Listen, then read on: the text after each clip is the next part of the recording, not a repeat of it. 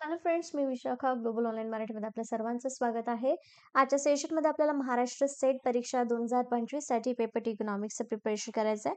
आणि या सेशनमध्ये आपण इकॉनॉमिक्स या विषयावरचे 25 मोस्ट इम्पॉर्टंट MCQ बघणार आहोत, ज्यामुळे तुमचं प्रॅक्टिस होईल MCQ सॉल्व्ह करण्याची आणि त्या टॉपिकवरती, त्या कन्सेप्टवरती कशा पद्धतीने क्वेश्चन्स विचारले जाऊ शकतात यावरती तुमची प्रॅक्टिस होईल. So let's start with the session start करण्यापूर्वी एक इम्पॉर्टंट सूचना किंवा संधी आहे त्या स्टुडंटसाठी, जे स्टुडंट्स यावर्षीची एक्झाम टार्गेट करत आहेत त्यांच्यासाठी पेपर 2 इकॉनॉमिक्ससाठी एक क्रॅश कोर्स आम्ही घेऊन आलो आहोत. जो क्रॅश कोर्स तुमचा चालेल एक्झामच्या डेपर्यंत. म्हणजे जर एक्झाम आपली 15 जूनला आहे तर 14 जूनपर्यंत आपलं पूर्ण प्रिपरेशन चालू राहील, ज्यामध्ये रेकॉर्डेड लेक्चर्स, पूर्ण सिलेबसवरचे नोट्स, मॉक टेस्ट जे तुमचे प्रॅक्टिस करून घेईल, PYQs, पेपर 1 फुल कोर्स, हे सगळं तुम्हाला मिळणार आहे, जे तुम्हाला प्रिपरेशनमध्ये हेल्प करेल येणाऱ्या एक्झामसाठी. ठीक आहे. याची फीस आहे फक्त 4000 रुपीज. इकडे दिलेल्या व्हॉट्सअप नंबरला मेसेज करून तुम्ही लगेच कोर्सला जॉईन करू शकता किंवा प्ले स्टोरवरून ग्लोबल ऑनलाईन नावाचा ॲप डाउनलोड करा. ॲपच्या माध्यमातून तुम्ही जॉईन करून आपलं प्रिपरेशन सुरू करा. ठीक आहे. So let's move to the question. Okay. So session नंतर ही PDF देखील मी तुम्हाला शेअर करेल, ज्यामध्ये तुम्हाला पूर्णपणे एक्झामसाठी जे MCQs आहेत ते सगळे इथे मिळतील. ठीक आहे. सो इथे आहे आपला question first. Which among the following statement are true for the revealed preference theory? ठीक आहे. रिव्हिल्ड प्रेफरन्स थेअरीच्या बाबतीत ह्या दोन्हीपैकी स्टेटमेंटपैकी कोणतं स्टेटमेंट हे खरे आहे ते सांगायचं आहे यामध्ये. सो दोन स्टेटमेंटपैकी पहिलं स्टेटमेंट असं आहे, income elasticity of demand should be positive. Second statement आहे, consumer preference satisfy strong ordering. Option A, both are true, none are true, only one is true, only second is true. आता यापैकी कोणतं statement correct आहे हे सांगायचं आहे.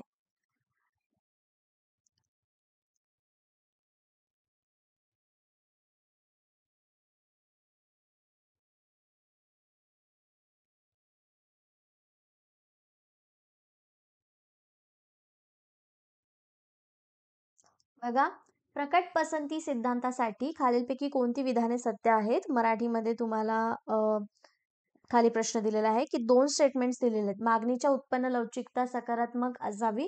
दुसरं आहे, ग्राहकांच्या पसंती मजबूत क्रम पूर्ण करतात. ठीक आहे. सो यापैकी कोणतं करेक्ट आन्सर आहे हे फक्त इथे एक्सप्लेन करायचं आहे, सांगायचं आहे. तुम्हाला जे वाटतंय ते मी त्याचं इथे करेक्ट आन्सर तुम्हाला एक्सप्लेन करेन. Okay.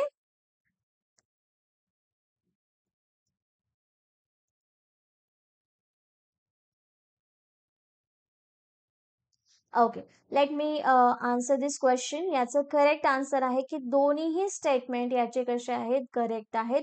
Both are the true statement. Because काय म्हणलेलं याच्यामध्ये, पहिलं तर आपल्याला म्हटलंय की पहिलं तर आपल्याला बघायचं रिव्हिल्ड प्रेफरन्स थेअरी म्हणजे काय, की जर एखाद्या व्यक्तीने एखाद्या वस्तूचा दुसऱ्या वस्तूपेक्षा पर्याय म्हणून निवड केली असेल तर ती निवड त्याच्या प्राधान्यानुसार केलेली असते. रिव्हिल्ड प्रेफरन्स थेअरी म्हणजे तर त्याच्याकडे हे पण आहे, म्हणजे गहू पण आहे, तांदूळ पण आहेत, पण ह्या दोन्हीमध्ये त्यांना कुठली आवड निवडते, म्हणजे जास्त तांदूळ खाणं आवडतंय की जास्त गहू खाणं आवडतंय, ह्याच्यावरती त्यांच्या पूर्ण गोष्टी अवलंबून असतात. ठीक आहे. म्हणजे त्याच्या चॉईसनुसार तो व्यक्ती काय करत असतो, एक्सेप्ट करत असतो. याला आपण रिव्हिल्ड प्रेफरन्स थेअरी म्हणतो. ठीक आहे. कोणी दिलेले आहे, पॉल सॅम्युएल्सन यांनी. कधी, 1938 मध्ये दिलेले आहे. ठीक आहे.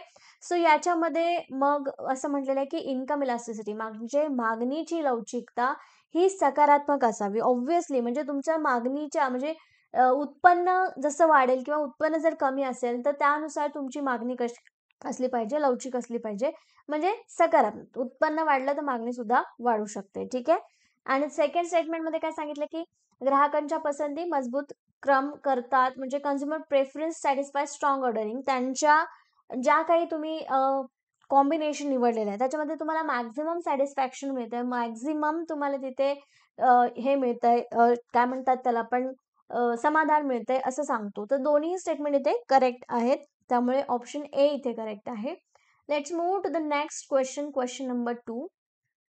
Demand for food stuff is income elastic, this is explain by. आता याच्यामध्ये सांगा. ऑप्शन, अन्न पदार्थाची मागणी उत्पन्नात लवचिक आहे याचे स्पष्टीकरण याद्वारे दिलेलं आहे. कोणी दिलेलं आहे? Option A, Giffen's law, Engel's law, Gossen's law, Ricardo's law.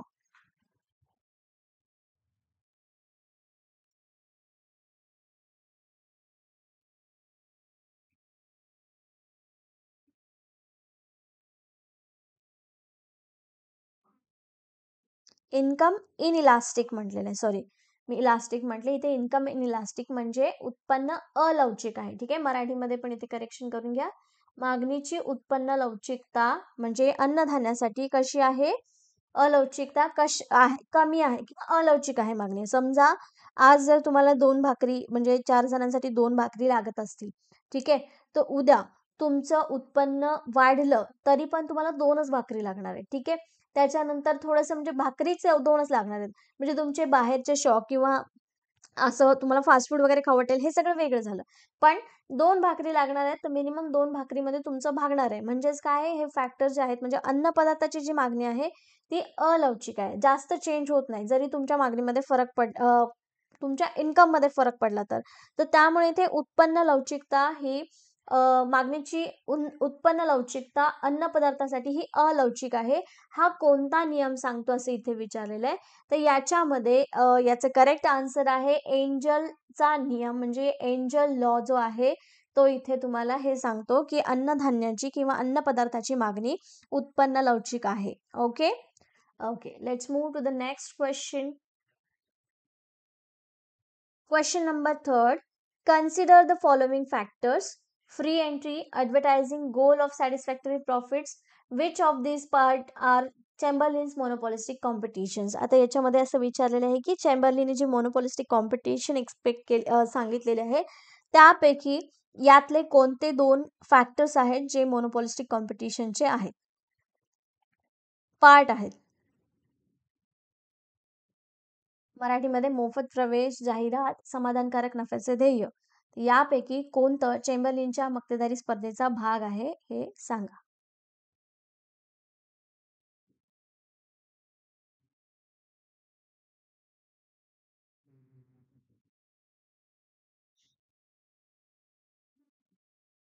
Okay, so याचं करेक्ट आन्सर आहे ऑप्शन बी, फक्त 1 आणि 2. आता याच्यामध्ये बघा ना, आपण म्हणजे चेंबरलिनचं मोनोपॉलिस्टिक कॉम्पिटिशन आहे, पण याच्यामध्ये मोनोपॉलिस्टिकचे कोणते कोणते वैशिष्ट्य आहेत हे तर आपण ऑलरेडी स्टडी केलेलं आहे, ज्यामध्ये आपण म्हटलेलं आहे की फ्री एंट्री फ्री एक्झिट असणार. म्हणजे मोफत प्रवेश असेल मक्तेदारीमध्ये, तर म्हणजे हे मक्तेदारी स्पर्धेचं वैशिष्ट्य आहे का याच्यामध्ये, मोनोपॉलिस्टिक म्हटले, सॉरी मोनोपॉली नाही, मोनोपॉली म्हटल्यानंतर फ्री एंट्री एक्झिटला रिस्ट्रिक्शन असते, पण मोनोपॉलिस्टिकमध्ये फ्री एंट्री आहे, त्यामुळे पहिलं ऑप्शन इथे करेक्ट आहे. दुसरं आहे की ॲडव्हर्टायझिंग करायला लागते. मोनोपॉलिस्टिक म्हणजे काय, फ्यू कंपनी असतील किंवा फ्यू फर्म्स असतील जे काय करते, सेम प्रोडक्ट विकतायत, पण मग त्याच्यामध्ये थोडंसं मार्केटिंग ॲडव्हर्टाइजमेंट करून ते प्रोडक्ट सेल करू शकतात. ठीक आहे, म्हणजे कॉम्पिटिशन आहे पण थोड्या प्रमाणावर आहे, थोड्याशा फरकाने डिफरन्सिएशनमुळे ते वस्तू तिथे सेल करतात, पण मक्तेदारी त्यांच्यासारखे तेच वस्तू तिथे सेल करतायत. ठीक आहे, त्यामुळे इथे ऑप्शन सॉरी 2 फर्स्ट आणि सेकंड कोड्स जे आहेत ते मक्तेदारीयुक्त स्पर्धेचे भाग आहेत. Okay, then next question, question number 4. Which is called Gossen's second law? ठीक आहे, गुसेनचा सेकंड लॉ कोणता आहे? Option A law of equi marginal utility,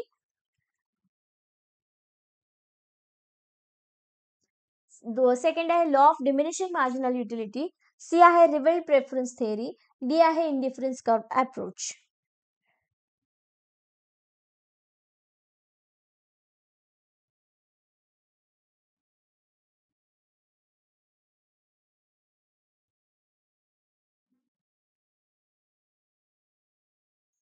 okay, so याचं करेक्ट आन्सर आहे option A law of equi marginal utility. म्हणजे याच्यामध्ये गुसेनचा law exactly काय सांगतो की एक ग्राहक अनेक वस्तूचा उपभोग करत असल्यास, म्हणजे समजा एक व्यक्ती आहे जो म्हणजे गहू, तांदूळ, मका, ज्वारी, बाजरी या सगळ्यांचा उपभोग करतोय, पण त्याचं एकूण उपभोग जे मॅक्झिमम युटिलिटी कधी होतो, ज्यावेळेस होतो तेव्हा त्या सर्व वस्तूंसाठी शेवटचा उपभोग काय असेल, म्हणजे गव्हासाठीचा शेवटचा उपयोग काय, ज्वारीसाठीचा शेवटचा उपयोग काय, तर त्या वस्तूच्या किमतीच्या प्रमाणात तो समान असतो. ठीक आहे, इथे म्हणजे काय म्हटलं जाईल आपल्याला, मार्जिनल युटिलिटी, क्वांटिटी, प्राइस हे सगळ्या समप्रमाणात चेंज होतात. तर इथे जो आपला लॉ आहे, law of equi marginal utility, तोच आपला सेकंड लॉ ऑफ गुसेन आहे. Okay, now next question, question number 5. Which of the condition support long run equilibrium in monopolistic competition? ठीक आहे, मक्तेदारी युक्त मक्तेदारी युक्त स्पर्धेत दीर्घकालीन समतोलाला कोणत्या अटी समर्थन देतात? अटी. ठीक आहे, हे दिलेले ऑप्शन्स आहेत, त्यापैकी कोणता अट आपल्याला ह्याच्यामध्ये सपोर्ट करते मॉनोपॉलिस्टिक कॉम्पिटिशनमध्ये ते आपल्याला सांगायचं आहे. Option A MR is equal to MC म्हणजे marginal revenue is equal to marginal cost. त्याच्या average revenue is equal to average cost. Price is equal to marginal cost. Average revenue is equal to average cost. ठीक आहे, म्हणजे revenue म्हणजे महसूल मिळतोय तो आणि कॉस्ट म्हणजे तुमची किंमत. ठीक आहे, MR is equal to MC is equal to AR is equal to AC. ठीक आहे, आता हे डायरेक्ट क्वेश्चन विचारलेलं आहे, डायरेक्ट आपण बघितलेलं आन्सर याचं.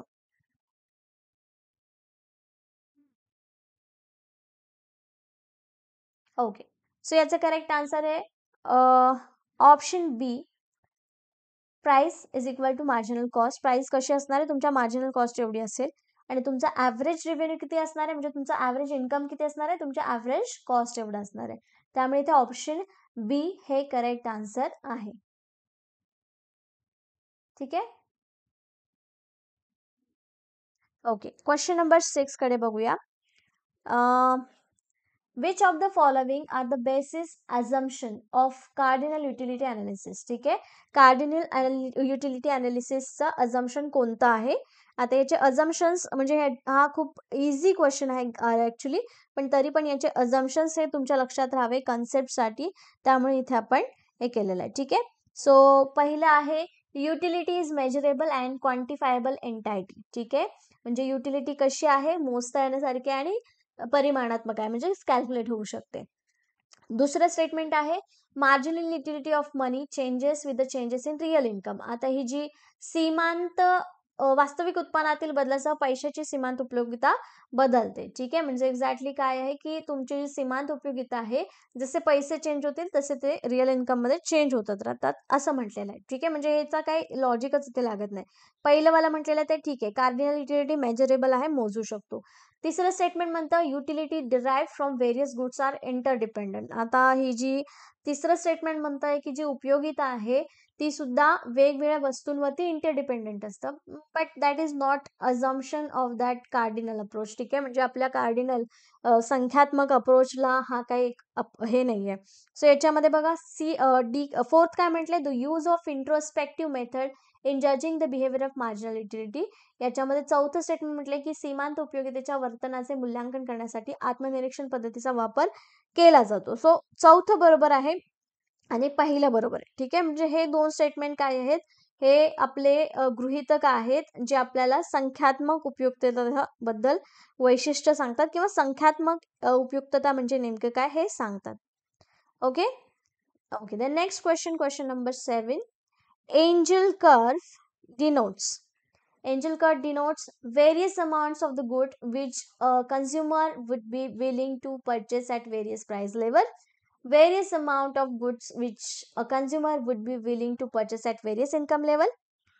See, various amount of good purchase when the price of its substitutes tends to rise.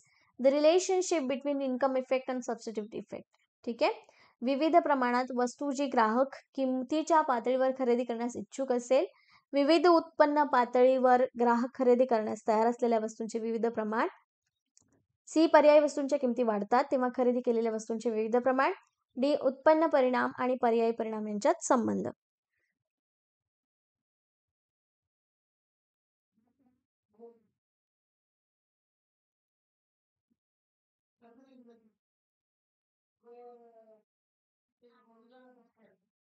Okay, so याचं करेक्ट आन्सर आहे ऑप्शन बी, म्हणजे विविध पातळीवर ग्राहक खरेदी करण्यास तयार असलेल्या वस्तूंचे विविध प्रमाण. एंजल वक्र म्हणजे इंडिफरन्स कर्व प्रमाणेच काय करतो की वेगवेगळ्या पातळी, म्हणजे तुमचं इन्कम 1000 रुपये असेल तर तुम्ही कुठल्या गोष्टींना प्रेफरन्स द्याल, त्याच्यानंतर तुमचं इन्कम 10,000 झालं तर तुम्ही कुठल्या गोष्टींना प्रेफरन्स द्याल, हे एंजल वक्रावरती दाखवलं जातं. ठीक आहे, then next question number 8. For substitutes, cross elasticity of demand is dash dash, positive, negative, 0, D, always less than 1, E, when he produces an output smaller than that given by the minimum average total cost. Cross elasticity of demand म्हणजे काय की एका वस्तूची किंमत वाढली तर दुसऱ्या वस्तूची किंमत त्याप्रमाणे त्याच्यावरती चेंज होत राहते. ठीक आहे, पण कशा पद्धतीने, सकारात्मक, म्हणजे समजा चहाची किंमत वाढली तर आपली कॉफीची प्राइस कशी होईल, त्या मानाने कमी होईल, म्हणजे सकारात्मक किंमत इथे कशी होते, चेंज होते. So first option is correct, positive option. ठीक आहे. The next question, question number 9. Who distinguished between value in use and value in exchange and gave the famous example of diamond water paradox. आता हे diamond water paradox जे आहे हे कोणी दिलेलं आहे हे सांगायचं आहे. ठीक आहे. म्हणजे मागणीच्या नियमाबाबत हे डायमंड वॉटर पॅराडॉक्स थोडंसं वेगळ्या पद्धतीने काम करतं. पण मग डायमंड वॉटर पॅराडॉक्स बद्दल तुमचं काय म्हणणं आहे किंवा हे कोणी दिलेलं आहे सांगायचं आहे. ठीक आहे. सो ॲडम स्मिथ, डेव्हिड रिकार्डो, अल्फ्रेड मार्शल, कार्ल मार्क्स, आपण मायक्रो इकॉनॉमिक्सचा अभ्यास करताना यांच्याबद्दल बघितलेलं आहे. डायमंड वॉटर पॅराडॉक्स म्हणजे काय, हिरा पाणी विरोधाभास. हिरा पाणी विरोधाभास म्हणजे काय, पाणी हे जीवनावश्यक वस्तू असूनही तेवढी व्हॅल्यू त्याला नाहीये, म्हणजे तेवढे पैसे नाही गरज. आणि हिरा हा फारसा उपयुक्त तर नाहीये, तरी पण एवढा महाग येतो. तो हा म्हणजे एक्झॅक्टली काय आहे की जीवनावश्यक वस्तूंसाठी तुमचं इन्कम इलास्टिक लवचिक नाहीये, पण हिऱ्यासाठी तुमचं लवचिक आहे. ठीक आहे. हा जो पॅराडॉक्स आहे, म्हणजे पाणी खूप प्रमाणात अवेलेबल आहे पण तरी पण फ्री स्वस्त मिळतं, जीवनावश्यक वस्तू आहे, खूप प्रमाणात अवेलेबल असून सुद्धा स्वस्त आहे. म्हणजेच काय आहे, हा दिलेला कोणी आहे. सो हा जो पॅराडॉक्स आहे देट is given by Adam Smith. ठीक आहे. फादर ऑफ इकॉनॉमिक्स, त्याचे ॲडम स्मिथ यांनी हा डायमंड वॉटर पॅराडॉक्स दिलेला आहे. Okay. Next question, question number 10. When income effects become stronger than substitution effect, the labor supply curve will.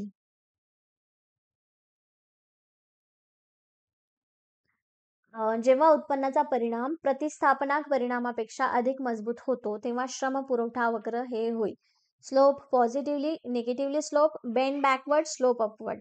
उतार सकारात्मक होईल, नकारात्मक उतार होईल, मागे वाकला जाईल की उतार वरच्या दिशेने होईल. आपण ह्याचा पण अभ्यास केलेला आहे, म्हणजे हे पण आपण एक्झाम्पल बघितलं होतं. Income effect become stronger than substitute effect. Income म्हणजे तुमचा इन्कम उत्पन्नानुसार हा इन्कम इफेक्ट न होता तो काय होईल, तर तो तुमच्या सबस्टिट्यूशन इफेक्ट वरती लेबर कर्व कसा होईल, तर तो मागे वाकणारा होईल. ठीक आहे. ऑप्शन सी इथे करेक्ट आहे. Okay. Next question. Which one of the following is not an assumption of linear programming. Linear प्रोग्रामिंगचं खालीलपैकी कोणतं गृहीतक नाहीये. Option A constant output prices, constant input prices, increasing return to scale, technology, fixed factor proportion. याच्यामध्ये linear programming मधलं गृहीतक नाहीये, ते म्हणजे option C increasing return to scale. Linear equation किंवा लिनियर प्रोग्रामिंग मध्ये तुम्हाला नेहमीच return to scale, increasing return scale मिळेल असं नाहीये, पण बाकीचं आहे की प्राइजेस कॉन्स्टंट राहतील, इनपुट कॉन्स्टंट राहील, ह्या गोष्टी इथे कन्सिडर केल्या जातात. त्यामुळे ऑप्शन सी इथे करेक्ट आहे. Okay. Okay. The next question.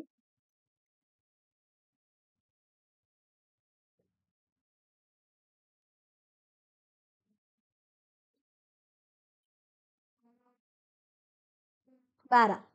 In the Paul-Sweezy model of oligopoly, in a kinked demand curve, the point of kink represents. आता किंक डिमांड कर्व बद्दल इथे क्वेश्चन विचारलेला आहे, ज्याच्यामध्ये असं विचारलेलं आहे की किंग डिमांड कर्व मधील ओलिगोपॉलीच्या स्विझी मॉडेलमध्ये किंक बिंदू काय दर्शवतो. आता याच्यामध्ये लक्षात घ्या, ओलिगोपॉली म्हणजे काय म्हणलेलं आहे, ओलिगोपॉली म्हणजे फ्यू सेलर्स तिथे अवेलेबल असतात आणि याच्यामध्ये ओलिगोपॉलीमध्ये स्विझी मॉडेलमध्ये क्विंक डिमांड कर्व. ठीक आहे. ही संकल्पना ओलिगोपॉली मार्केटमध्ये स्पेसिफिकली वापरली जाते. पॉल स्विझी नावाच्या शास्त्रज्ञांनी हे दिलेलं आहे, म्हणून स्विझी मॉडेल ऑफ ओलिगोपॉली असं म्हणतात त्याला. सो ह्याचे जे पॉइंट्स आहेत ते कुठे रिप्रेझेंट करतात, डिमांड कर्व जो आहे. ठीक आहे.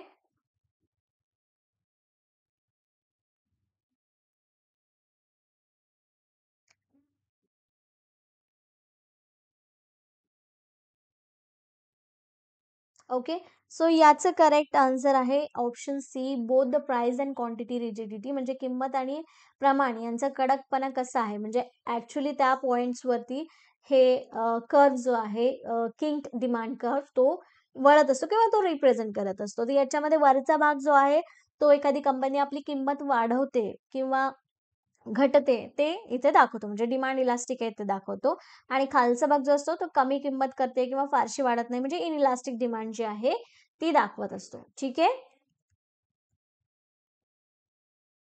आठवतोय का demand curve, king demand curve?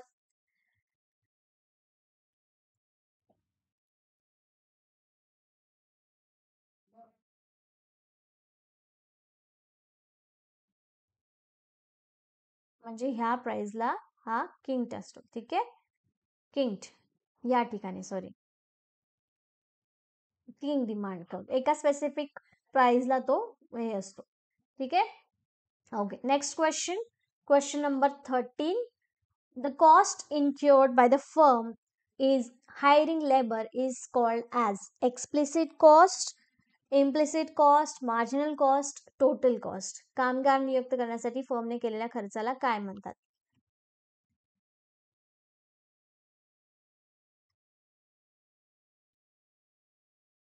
काय आन्सर असेल याचं?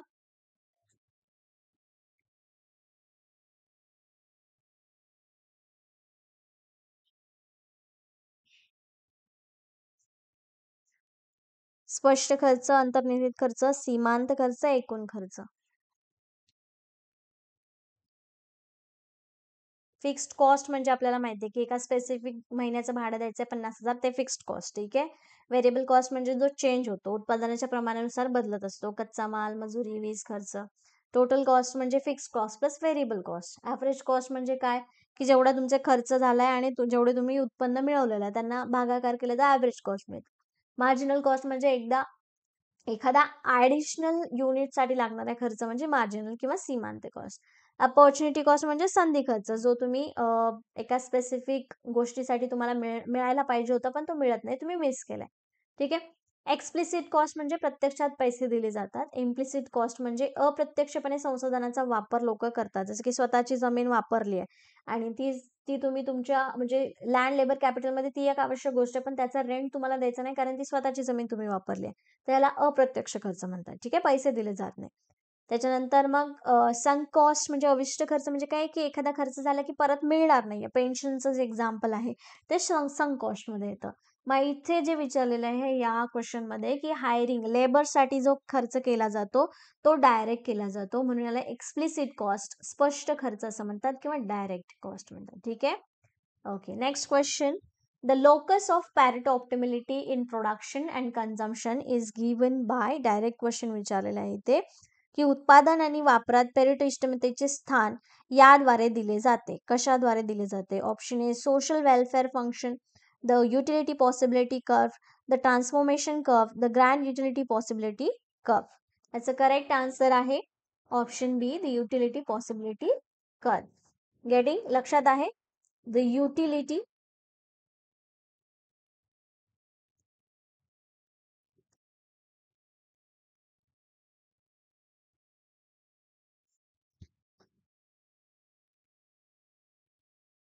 Utility possibility curve. त्याच्यामध्ये मॅक्झिमम समाधान म्हणजे सॅटिस्फॅक्शन कुठल्या लेवलला मिळालं ते दाखवलं जातं. ठीक आहे. थोडक्यात काय, तुमचं युटिलिटी कर्व तुम्ही दाखवू शकता. Okay, next question. Question number 15. Physical deficit less than interest payment is called. आता याच्यामध्ये बघा, वित्तीय तूट कमी व्याज देयकांना काय म्हणतात? Option A net physical deficit, monetary deficit, primary deficit, budgetary deficit. निव्वळ वित्तीय तूट, चलनीकृत तूट, प्राथमिक तूट, अर्थसंकल्पीय तूट. तर ही आहे प्रायमरी डिफिसिट आहे, म्हणजे जी तूट आपल्याला दिसते त्याला आपण प्रायमरी डिफिसिट म्हणतो. ठीक आहे. Okay, again direct question given. How many countries are the members of European Union? European युनियनच्या किती कंट्री ह्या भाग आहेत? ठीक आहे. ऑप्शन्स मध्ये आहेत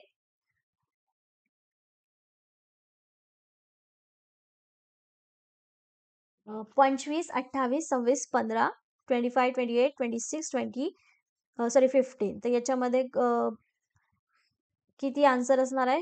होपफुली याचा आन्सर तुम्हाला राईट माहिती असेल. ऑप्शन बी 28 हे याचं करेक्ट आन्सर आहे. 28 कंट्रीज या युरोपियन युनियनच्या सदस्य राष्ट्र आहेत, ज्यामध्ये Austria, Belgium, Bulgaria, Cyprus, Denmark, Finland, France, Germany, Greece, Ireland, त्याच्यानंतर आणखीन स्पेन आहे, स्वीडन आहे. ठीक आहे, हे सगळे युरोपियन युनियनचे देश आहे. टोटल 28 देशांची नावं याच्यामध्ये आहे. पण 2020ला युनायटेड किंगडम ब्रेक्झिट या देशाने आय गेस युनियनमधून म्हणजे युरोपियन युनियनमध्ये एक्झिट घेतलेली आहे. ठीक आहे, सो ऑप्शन्समध्ये आपल्याला 27 जर ऑप्शन असतं तर आपण 27 केलं असतं. बट या क्वेश्चन प्रमाणे 28 जर आन्सर आहे तर 28 टोटल आधी राष्ट्र होते. आता सध्या 27 देश आहेत, त्यामधून ब्रेक्झिट हा देश बाहेर पडलेला आहे 2020ला. ठीक आहे, लक्षात राहील. Okay, next question 17 number question. Under Cournot model of duopoly each duopolist will produce. आता याच्यामध्ये बघा, डुओपॉलिस्ट म्हणजे दोन काय असणार त्याच्यामध्ये प्रोडक्शन करणारे लोक असतील. ठीक आहे, सो याच्यामध्ये डुओपॉलिस्ट काय करतील कुर्नोटच्या मॉडेलनुसार?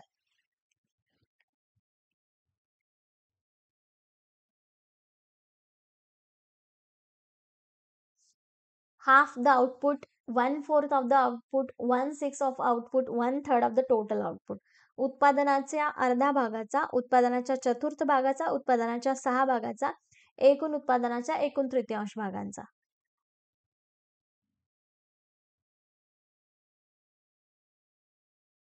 ओके, याच्यामध्ये आपण एक एक्झाम्पल बघूया की सोप्या भाषेमध्ये म्हणजे हे कुर्नोट मॉडेल नेमकं काय. समजा दोन कंपन्या आहेत ए अँड बी. ठीक आहे, दोघही एकसारख्या वस्तू, तर डुओपॉलीचं एक्झाम्पल माहिती आहे आपल्याला की ए आणि बी ह्या दोन कंपन्या आहेत आणि हे दोघही काय करतायत, एकसारख्या वस्तू विकतात आणि बाजारात किंमत ही एकूण उत्पादनावर अवलंबून असते. कंपनी ए आपल्या उत्पादनाचं प्रमाण म्हणते की 100 युनिट्स आहे आणि समजते की बी आपले उत्पादन बदलणार नाही. मग बी आपले उत्पादन ठरवते, समजून की ए हे उत्पादन काय असतं त्यांचं फिक्सच आहे, म्हणजे 100च बनवणार आहेत आणि बी काय असेल XYZ ते त्यांचं उत्पादन ठेवते. पण म्हणजे या साखळीमध्ये शेवटी उत्पादन कधी होणार आहे, जेव्हा अधिक उत्पादन केल्याने अधिक नफा वाढणार असेल, तर त्याला आपण ज्या इक्विलिब्रियम पॉइंटला म्हणजे ए नी पण 50चं उत्पादन केलं, बी नी पण 50चं उत्पादन केलं, तर तिथे इक्विलिब्रियम येतो आणि दोघांनाही नफा काय तिथे सेम मिळेल इक्विलिब्रियम पॉइंटला, म्हणजे कोणाचाही नफा तिथे जास्त वाढणार नाही. तर ह्याला आपण म्हणतो काय, तर हे आहे मॉडेल कुर्नोटचं मॉडेल. डुओपॉलीमध्ये दोन कंपन्या सेम प्रोडक्शन करणाऱ्या. ठीक आहे, सो याच्यामध्ये जे आउटपुट आपल्याला मिळतंय ते आहे की एकूण उत्पादनाच्या 1/3 of the total output. Okay, okay, next question. As long as substitution effect dominates the income effect, the labor supply curve is. आता याच्यामध्ये असं म्हटलं की जोपर्यंत प्रतिस्थापन परिणाम उत्पन्नाच्या परिणामावर वर्चस्व गाजवतो तोपर्यंत कामगार पुरवठा वक्र हा कसा असतो? Okay, negatively slope, positively slope, bend backward, shift towards left. So obviously याचे करेक्ट आन्सर ऑप्शन बी, पॉझिटिव्हली स्लोप. याचं जे आन्सर असणार आहे, सप्लाय जो असणार आहे कामगारांचा पुरवठा वक्र जो असणार आहे तो पॉझिटिव्ह असणार आहे उत्पन्नाच्या परिणामावरती. उत्पन्न वाढलं, रोजगार वाढवला तर तिथे जास्तीत जास्त लेबर येतील, म्हणजे हा काय आहे, सकारात्मक स्लोप आहे. ठीक आहे, okay. The next question. Who is widely non as founder of Austrian school. ठीक आहे, ऑस्ट्रियन शाळेचे संस्थापक कोणाला ओळखले जाते? ऑप्शन ए WS जॉन्स, त्याच्यानंतर Leon Walras, Knut Wicksell, Carl Menger. Have you heard about this Austrian शाळेचे Austrian school of economics? So याचं करेक्ट आन्सर आहे ऑप्शन डी, कार्ल मेंगर. ठीक आहे, लक्षात राहील. थोडंसं फक्त हे करा, लक्षात राहू द्या.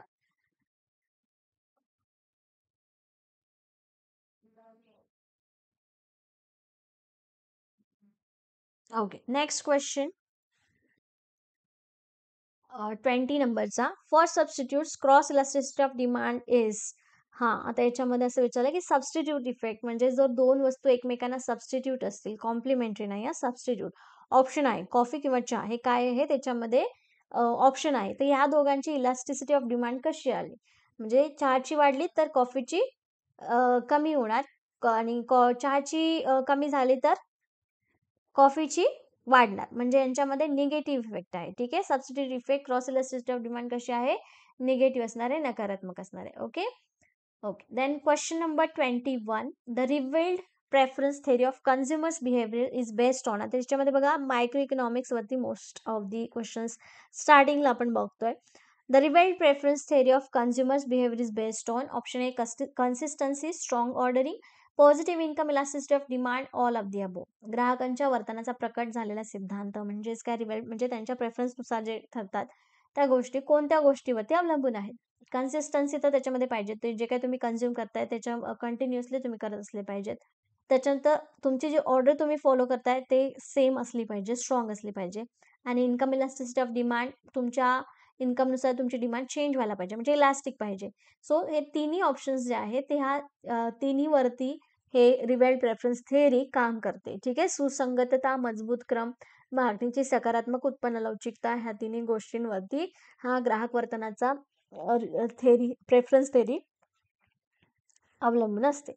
Okay. The next question, question number 22. An individual supply curve for labor will bend backwards when एखाद्या व्यक्तीचा श्रमासाठी पुरवठा वक्र मागे वाकतो जेव्हा, कधी? Substitution effect of wage rate increase is higher than income effect. The income effect of wage rate increases in negative and higher the substitution effect. Later is given good. The substitution and income effect of wage rate increase reinforce each other. ठीक आहे. एखाद्या व्यक्तीचा श्रमासाठीचा पुरवठा मागे वागतो किंवा मागे वागतो, कधी वागतो? जेव्हा वेज रेट इन्क्रीज होतात हायर दॅन इन्कम इफेक्ट. म्हणजे तुमच्या उत्पन्नापेक्षा तुमचं इथे वेज रेट तुम्ही जास्त देताय, त्यावेळेस हा श्रमाचा पुरवठा मागे वाकला जातो. म्हणजेच काय, की तुमचं बजेट आहे, तुम्हाला रिव्हेन्यू मिळतोय 500 CRचा आणि तुमचं खर्च होतोय वेज रेटवरती 600चा, त्यावेळेस हा श्रमाचा पुरवठा जास्त होतोय, पण त्याच्यातून जे इफेक्ट म्हणजे मिळतो वेज रेटनुसार तो मात्र मागे येणार आहे. ठीक आहे. सो इथे ऑप्शन ए करेक्ट आहे 22 नंबर क्वेश्चनचं. Then question number 23. The opportunity cost curve assumes that option A, labor is only factor of production. The price or the cost of commodity can be inferred from its labor content. Labor is homogeneous, none of the above. संधी खर्च वक्र काय गृहीत धरतो दिलेल्या options पैकी? श्रम हा उत्पादनाचा एकमेव घटक आहे. किंमत किंवा खर्च एखाद्या वस्तूचा त्याच्या श्रम सामग्रीवरून अंदाज लावता येतो. श्रम एक संध आहे, वरीलपैकी काहीही नाही. सो संधी खर्चाच्या बाबतीत यातलं कोणतंच स्टेटमेंट हे काम करत नाहीये. म्हणजे लेबर हा फॅक्टर आहे असं काही नाही. कुठलाही फॅक्टर त्याच्यामध्ये, कुठल्याही फॅक्टरच्या बाबतीमध्ये संधी खर्च येऊ शकतो. त्याच्यानंतर श्रम एक संध आहे हे पण म्हणजे त्याचं अझम्पशन असं नाहीये. अपॉर्च्युनिटी कॉस्टच्या बाबतीत तर एकही याच्यामधला ऑप्शन करेक्ट नाहीये. त्यामुळे ऑप्शन डी इथे करेक्ट आहे, वरीलपैकी काहीही नाही. ओके. Question number 24. आता हेजिंग रेफर्स टू, हेजिंग म्हणजे नेमकं काय आहे, हेजिंग कशाशी रिलेटेड आहे हे पण आपण ऑलरेडी बघितलेलं आहे. इंटरनॅशनल इकॉनॉमिक्स युनिट मधला हा क्वेश्चन आहे. What is exactly hedging refers to? acceptance of foreign exchange risk, covering of foreign exchange risk, foreign exchange speculations, foreign exchange arbitrage. Hedging म्हणजे काय? परकीय चलन जोखीम कव्हर करणे. बरोबर आहे. Covering of foreign exchange risk हे इथे हेजिंग म्हणतो. म्हणजे आपण काय करतोय की आपल्याला म्हणजे ज्या रेटला आपण एखादी वस्तू घेऊन ठेवलेली आहे त्या रेटला ती व्यक्ती म्हणजे तिथे हेज करून ठेवायचा आपला व्यापार, जेणेकरून आपल्याला पुढे जर त्याची प्राइस वाढली तर ते त्याच प्राइसला आपल्याला ती वस्तू मिळावी. ठीक आहे. याला हेजिंग करणं म्हणतात. Okay. The next question, question number 25, and this is the last question for today's session. We'll see the next 25 question or 50 questions in next session. Okay. 25 number चा question असा आहे, for downward movement along in isocones MRTS of labor per unit of capital MRTSL K is given by. आता हा formula तुम्हाला इथे सांगायचा की MRTS साठी कोणता फॉर्म्युला वापरला जातात प्रति युनिट भांडवलाचा श्रम ह्या गोष्टीसाठी. सो याचं करेक्ट आन्सर आहे -DK, demand capital demand for labour. Demand for capital divided by demand for labour या इक्वेशननी किंवा या फॉर्म्युल्याने आपण काय करतो तर समस्थानिकांसह युनिट्स प्रति युनिट भांडवलच्या श्रमाचे खालीलप्रमाणे कॅल्क्युलेशन्स करतो. ठीक आहे. Okay, that's it for today. Thank you for today's session and all the very best for your preparation. Next काही questions जे आहेत आपल्याला नेक्स्ट सेशन मध्ये करायचं आहे. That's it for today. Thank you everyone. Have a good night.